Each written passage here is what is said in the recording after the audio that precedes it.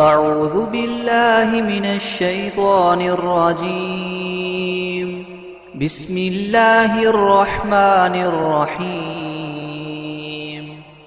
ياسين والقرآن الحكيم إنك لمن المرسلين على صراط مستقيم. تنزيل العزيز الرحيم لتنذر قوما ما أنذر آباؤهم فهم غافلون. لقد حق القول على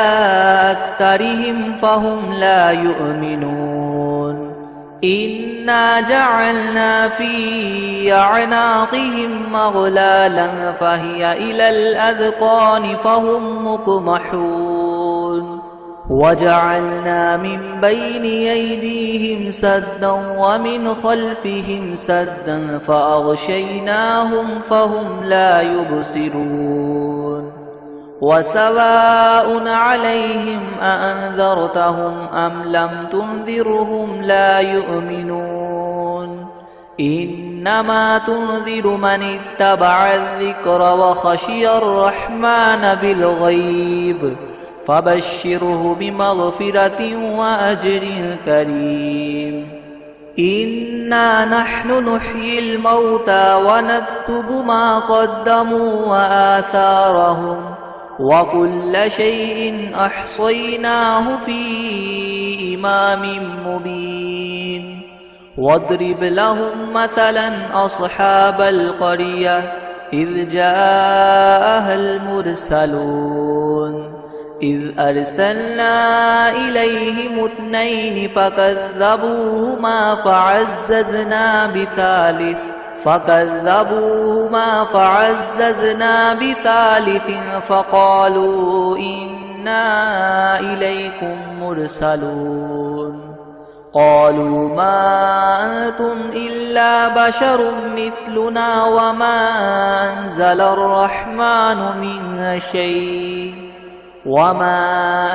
الرحمن من شيء إن أنتم إلا تكذبون. قالوا ربنا يعلم إنا إليكم لمرسلون وما علينا إلا البلاغ المبين. قالوا إنا تطيرنا بكم لئن لم تنتهوا لنرجمنكم وليمسنكم منا عذاب أليم. قالوا طائركم معكم أئن ذكرتم بل أنتم قوم مسرفون. وجاء من أقصى المدينة رجل يسعى قال يا قوم اتبعوا المرسلين أتبعوا من لا يسألكم أجرا وهم مهتدون. وما لي لا أعبد الذي فطرني وإليه ترجعون. أأتخذ من دونه آلهة إن يردني الرحمن بدر لتغن عني شفاعتهم شيئا ولا ينقذون. إني إذا لفي ضلال مبين. إني آمنت بربكم فاسمعون. قيل ادخل الجنة قال يا ليت قومي يعلمون بما غفر لي ربي وجعلني من المكرمين. وما أنزلنا على قومه من بعده من جند من السماء وما كنا منزلين. إن كانت إلا صيحة واحدة فإذا هم خامدون. يا حسرة على العباد ما يأتيهم من رسول إلا كانوا به يستهزئون. ألم يروا كم أهلكنا قبلهم من القرون أنهم إليهم لا يرجعون وإن كل لما جميع لدينا محضرون وآية لهم الأرض الميتة أحييناها وأخرجنا منها حبا فمنه يأكلون وجعلنا فيها جنات من نخيل وأعناب وفجرنا فيها من العيون ليأكلوا من ثمره وما عملته أيديهم أفلا يشكرون سبحان الذي خلق الأزواج كلها مما تنبت الأرض ومن أنفسهم ومما لا يعلمون وآية لهم الليل نسلخ منه النهار فإذا هم مظلمون والشمس تجري لمستقر لها ذلك تقدير العزيز العليم والقمر قدرناه منازل حتى عاد كالعرجون القديم لا الشمس ينبغي لها أن تدرك القمر ولا الليل سابق النهار وكل في فلك يسبحون وآية لهم أنا حملنا ذريتهم في الفلك المشحون وخلقنا لهم من مثله ما يركبون وإن نشأ نغرقهم فلا صريخ لهم ولا هم ينقذون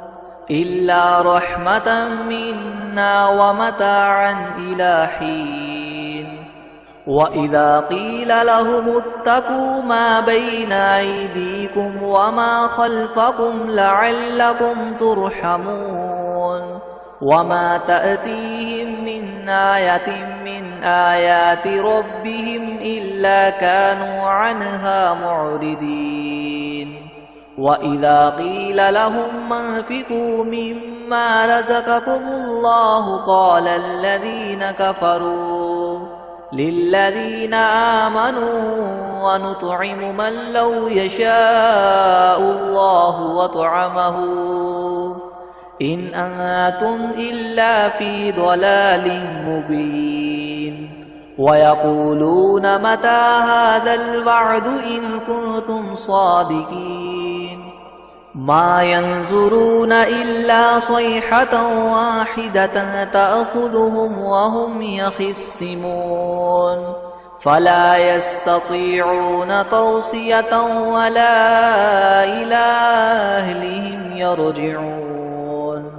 ونفخ في الصور فإذا هم من الأجداث إلى ربهم ينسلون قالوا يا ويلنا من بعثنا من مرقدنا هذا ما وعد الرحمن وصدق المرسلون إن كانت إلا صيحة واحدة فإذا هم جميع لدينا محضرون فاليوم لا تظلم نفس شيئا ولا تجزون إلا ما كنتم تعملون إن أصحاب الجنة اليوم في شغل فاكهون هم وأزواجهم في ظلال على الأرائك متكئون لهم فيها فاكهة ولهم ما يدعون سلام قولا من رب رحيم وامتازوا اليوم أيها المجرمون ألم أعهد إليكم يا بني آدم ألا تعبدوا الشيطان إنه لكم عدو مبين وأن اعبدوني هذا صراط مستقيم ولقد أضل منكم جبلا كثيرا أفلم تكونوا تعقلون هذه جهنم التي كنتم توعدون اصلوها اليوم بما كنتم تكفرون اليوم نختم على أفواههم وتكلمنا أيديهم وتشهد أرجلهم بما كانوا يكسبون ولو نشاء لطمسنا على أعينهم فاستبقوا الصراط فأنى يبصرون ولو نشاء لمسخناهم على مكانتهم فما استطاعوا مضيا ولا يرجعون ومن نعمره ننكسه في الخلق أفلا يعقلون وما علمناه الشعر وما ينبغي له إن هو إلا ذكر وقرآن مبين لينذر من كان حيا ويحق القول على الكافرين أولم يروا أنا خلقنا لهم مما عملت أيدينا أنعاما فهم لها مالكون وذللناها لهم فمنها ركوبهم ومنها يأكلون ولهم فيها منافع ومشارب أفلا يشكرون واتخذوا من دون الله آلهة لعلهم ينصرون لا يستطيعون نصرهم وهم لهم جند محضرون فلا يحزنك قولهم إنا نعلم ما يسرون وما يعلنون أولم ير الإنسان أنا خلقناه من نطفة فإذا هو خصيم مبين وضرب لنا مثلا ونسي خلقه قال من يحيي العظام وهي رميم قل يحييها الذي ينشأها أول مرة وهو بكل خلق عليم الذي جعل لكم من الشجر الأخضر نارا فإذا أنتم منه توقدون أوليس الذي خلق السماوات والأرض بقادر على أن يخلق مثلهم بلى وهو الخلاق العليم إنما أمره إذا أراد شيئا أن يقول له كن فيكون فسبحان الذي بيده ملكوت كل شيء وإليه ترجعون الرحمن علم القرآن خلق الإنسان علمه البيان الشمس والقمر بحسبان والنجم والشجر يسجدان والسماء رفعها ووضع الميزان ألا تطغوا في الميزان وأقيموا الوزن بالقسط ولا تخسروا الميزان والأرض وضعها للأنام فيها فاكهة والنخل ذات الأكمام والحب ذو العصف والريحان فبأي آلاء ربكما تكذبان خلق الإنسان من صلصال كالفخار وخلق الجان من مارج من نار فبأي آلاء ربكما تكذبان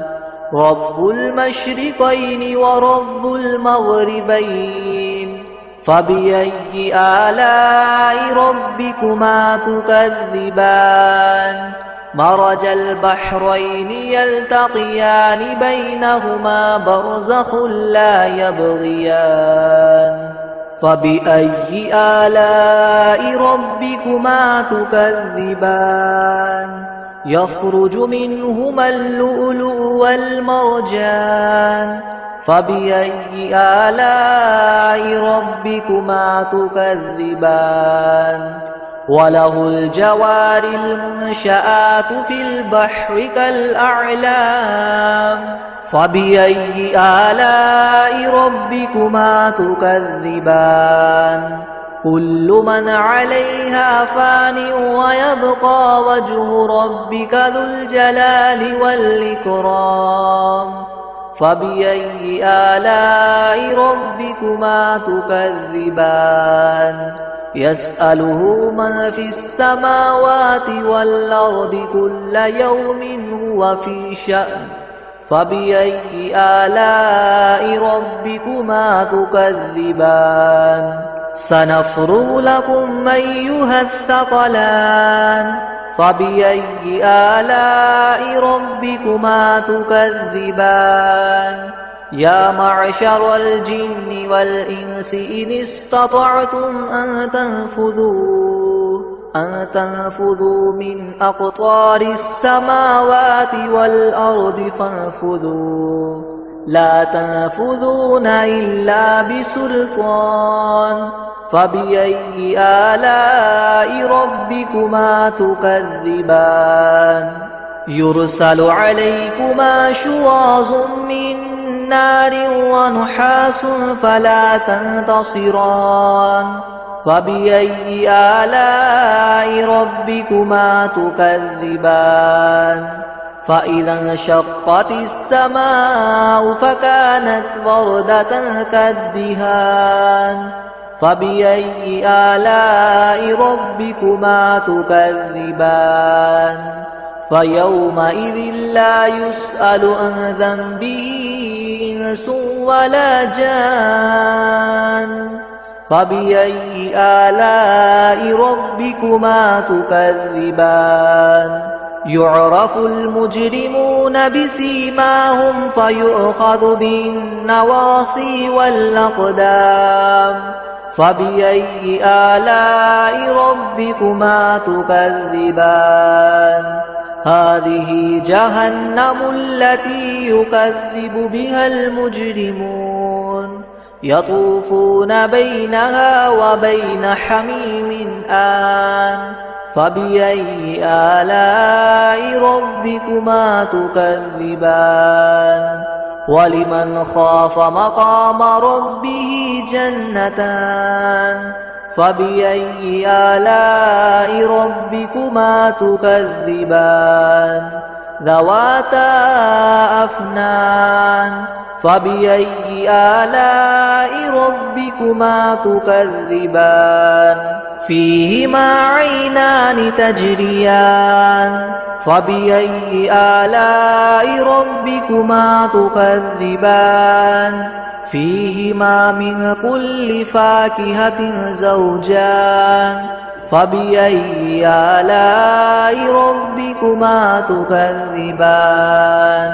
متكئين على فرش بطائنها من استبرق وجنى الجنتين دان فبأي آلاء ربكما تكذبان فيهن قاصرات الطرف لم يطمثهن إنس قبلهم ولا جان فبأي آلاء ربكما تكذبان كأنهن الياقوت والمرجان فبأي آلاء ربكما تكذبان هل جزاء الإحسان إلا الإحسان فبأي آلاء ربكما تكذبان ومن دونهما جنتان فبأي آلاء ربكما تكذبان مدهامتان فبأي آلاء ربكما تكذبان فيهما عينان نضاختان فبأي آلاء ربكما تكذبان فيهما فاكهة ونخل ورمان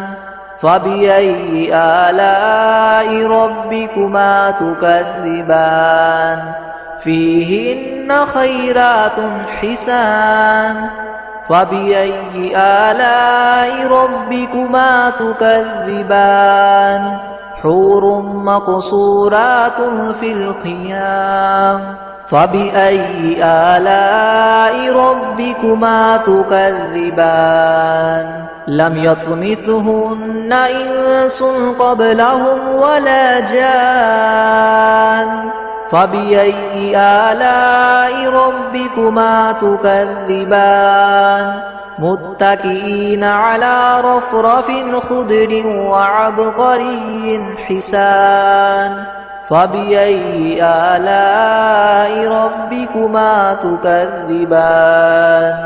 تبارك اسم ربك ذي الجلال والإكرام بسم الله الرحمن الرحيم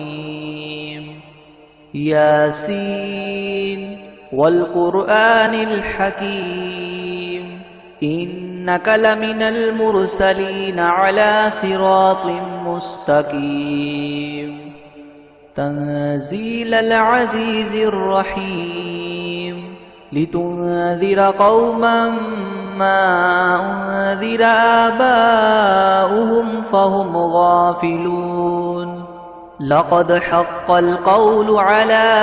أكثرهم فهم لا يؤمنون إنا جعلنا في أعناقهم مغلالا فهي إلى الأذقان فهم مقمحون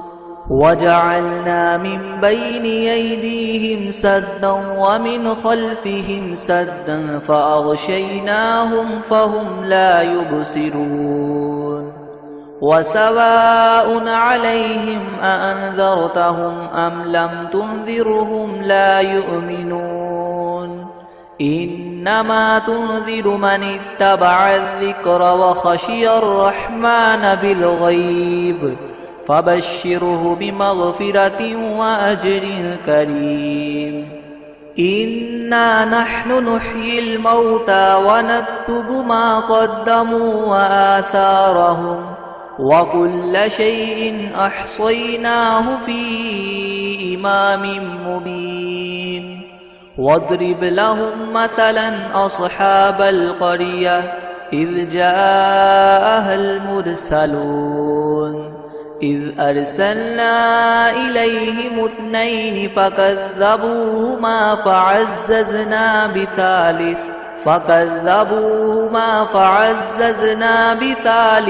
فقالوا إنا إليكم مرسلون قالوا ما أنتم إلا بشر مثلنا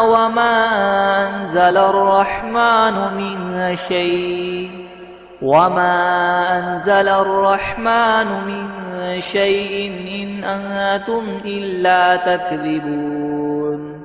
قالوا ربنا يعلم إنا إليكم لمرسلون وما علينا إلا البلاغ المبين قالوا إنا تطيرنا بكم لئن لم تنتهوا لنرجمنكم وليمسنكم منا عذاب أليم قالوا طائركم معكم أئن ذكرتم بل أنتم قوم مسرفون وجاء من أقصى المدينة رجل يسعى قال يا قوم اتبعوا المرسلين أتبعوا من لا يسألكم أجرا وهم مهتدون وما لي لا أعبد الذي فطرني وإليه ترجعون أأتخذ من دونه آلهة إن يردني الرحمن بدر لتغن عني شفاعتهم شيئا ولا ينقذون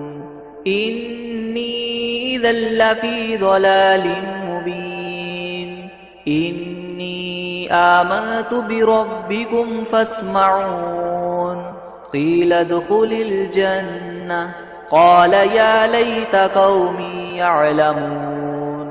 بما غفر لي ربي وجعلني من المكرمين وما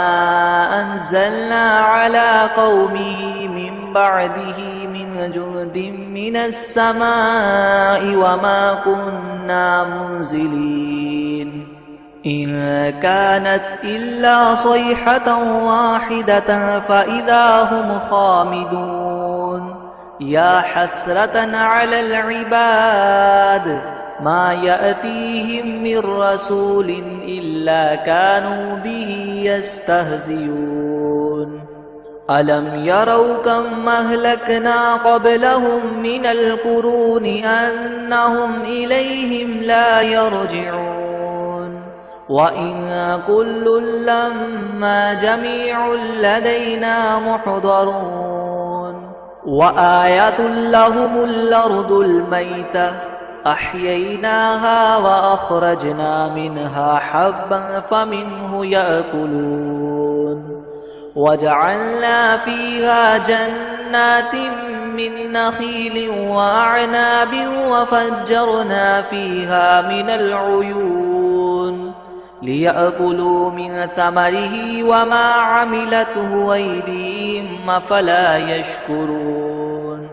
سبحان الذي خلق الأزواج كلها مما تنبت الأرض ومن أنفسهم ومما لا يعلمون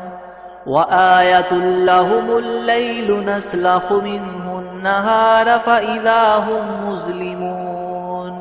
والشمس تجري لمستقر لها ذلك تقدير العزيز العليم والقمر قدرناه منازل حتى عاد كالعرجون القديم لا الشمس ينبغي لها أن تدرك القمر ولا الليل سابق النهار وكل في فلك يسبحون وآية لهم أنا حملنا ذريتهم في الفلك المشحون وخلقنا لهم من مثله ما يركبون وإن نشأ نغرقهم فلا صريخ لهم ولا هم ينقذون إلا رحمة منا ومتاعا إلى حين وإذا قيل لهم اتقوا ما بين أيديكم وما خلفكم لعلكم ترحمون وما تأتيهم من آية من آيات ربهم إلا كانوا عنها معرضين وإذا قيل لهم انفقوا مما رزقكم الله قال الذين كفروا للذين آمنوا ونطعم من لو يشاء الله وطعمه إن أنتم إلا في ضلال مبين ويقولون متى هذا الوعد إن كنتم صادقين ما ينظرون إلا صيحة واحدة تأخذهم وهم يخصمون فلا يستطيعون توصية ولا إلى أهلهم يرجعون ونفخ في الصور فإذا هم من الأجداث إلى ربهم ينسلون قالوا يا ويلنا من بعثنا من مرقدنا هذا ما وعد الرحمن وصدق المرسلون إن كانت إلا صيحة واحدة فإذا هم جميع لدينا محضرون فاليوم لا تظلم نفس شيئا ولا تجزون إلا ما كنتم تعملون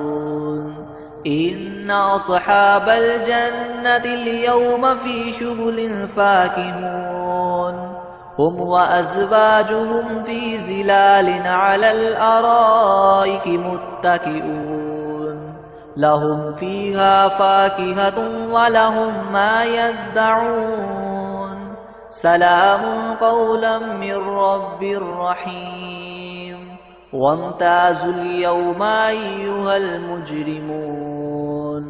ألم أعهد إليكم يا بني آدم ألا تعبدوا الشيطان إنه لكم عدو مبين وأن اعبدوني هذا صراط مستقيم ولقد أضل منكم جبلا كثيرا أفلم تكونوا تعقلون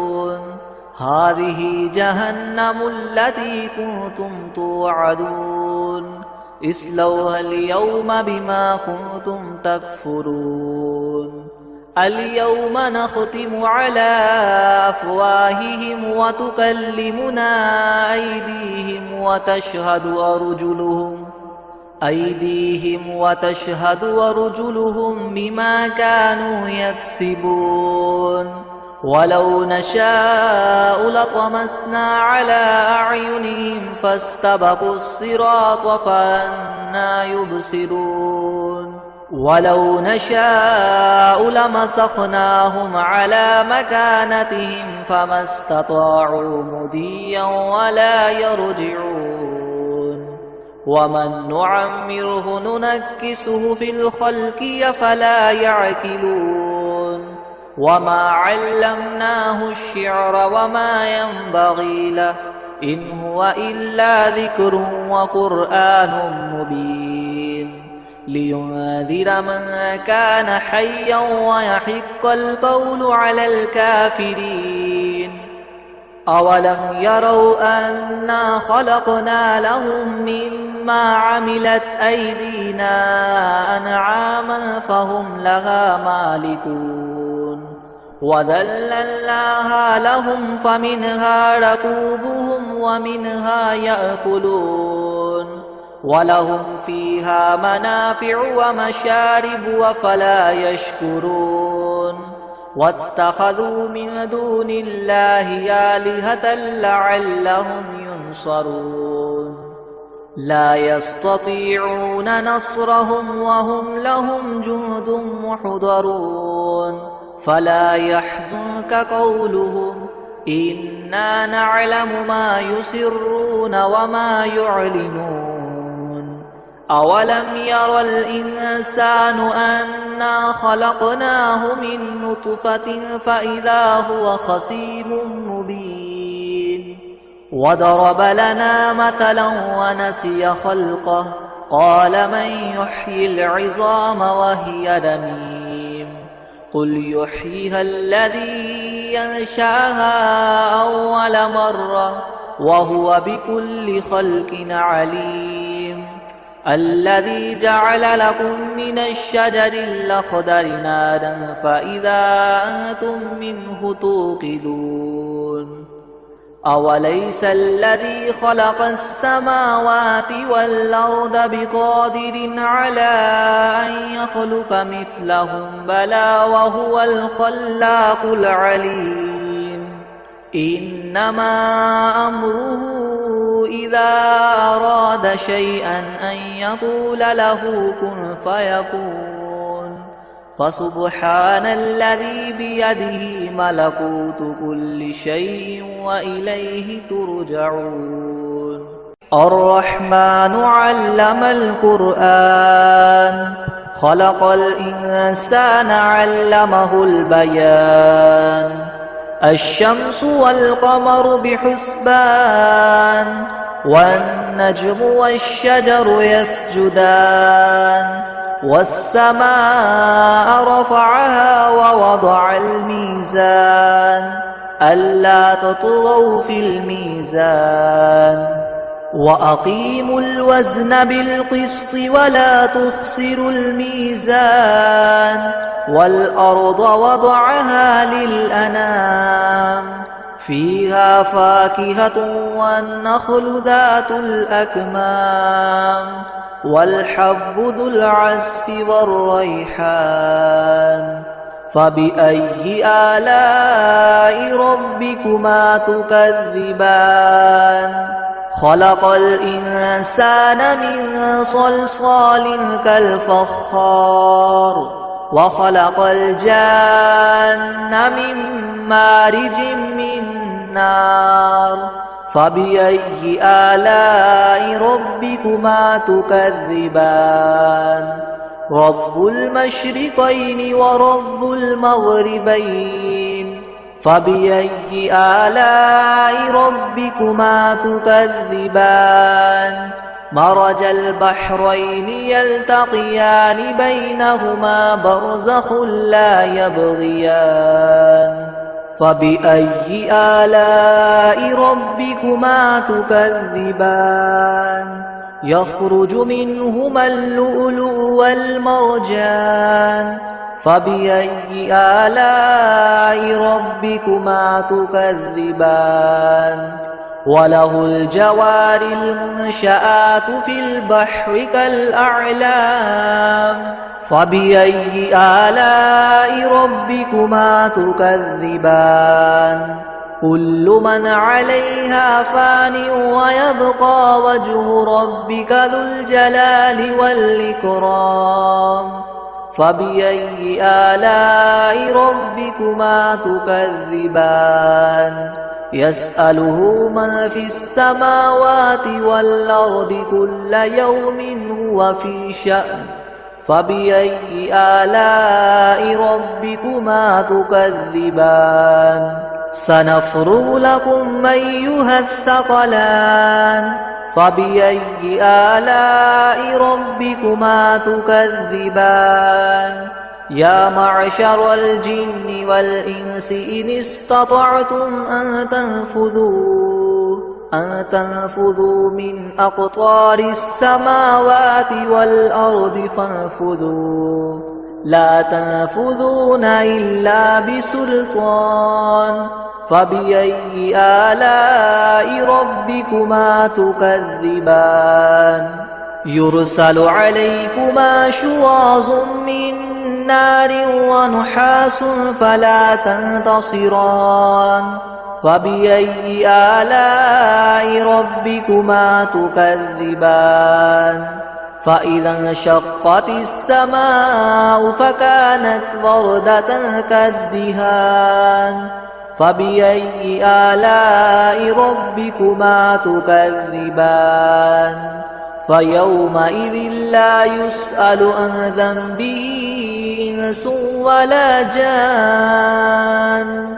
فبأي آلاء ربكما تكذبان يعرف المجرمون بسيماهم فيؤخذ بالنواصي والأقدام فبأي آلاء ربكما تكذبان هذه جهنم التي يكذب بها المجرمون يطوفون بينها وبين حميم آن فبأي آلاء ربكما تكذبان ولمن خاف مقام ربه جنتان فبأي آلاء ربكما تكذبان ذواتا أفنان فبأي آلاء ربكما تكذبان فيهما عينان تجريان فبأي آلاء ربكما تكذبان فيهما من كل فاكهة زوجان فبأي آلاء ربكما تكذبان متكئين على فرش بطائنها من استبرق وجنى الجنتين دان فبأي آلاء ربكما تكذبان فيهن قاصرات الطرف لم يطمثهن إنس قبلهم ولا جان فبأي آلاء ربكما تكذبان كأنهن الياقوت والمرجان فبأي آلاء ربكما تكذبان هل جزاء الإحسان إلا الإحسان فبأي آلاء ربكما تكذبان ومن دونهما جنتان فبأي آلاء ربكما تكذبان مدهامتان فبأي آلاء ربكما تكذبان فيهما عينان نضاختان فبأي آلاء ربكما تكذبان فيهما فاكهة ونخل ورمان فبأي آلاء ربكما تكذبان فيهن خيرات حسان فبأي آلاء ربكما تكذبان حور مقصورات في الخيام فبأي آلاء ربكما تكذبان لم يطمثهن إنس قبلهم ولا جان فبأي آلاء ربكما تكذبان متكئين على رفرف خضر وعبقري حسان فبأي آلاء ربكما تكذبان تبارك اسم ربك ذي الجلال والإكرام